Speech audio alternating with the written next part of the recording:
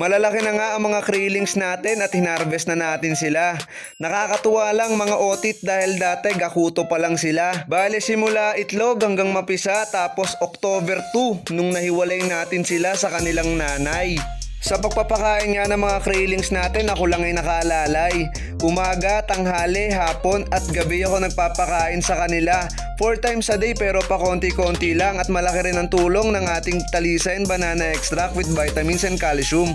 Dahil meron itong vitamina para sa mga krillings at crayfish natin. Kaya kung ako sa'yo, itry mo na rin. Titonomics Fish Food na gawa sa purong gulay at syempre merong protina, Talisa Extract na may calcium at meron ding vitamina, paniguradong ang size ng mga crayfish mo hindi mabibitin. Pag na-try nyo to at napalaki ang mga crayfish nyo, panigurado mga buyer, ikaw ang hahanap-hanapin.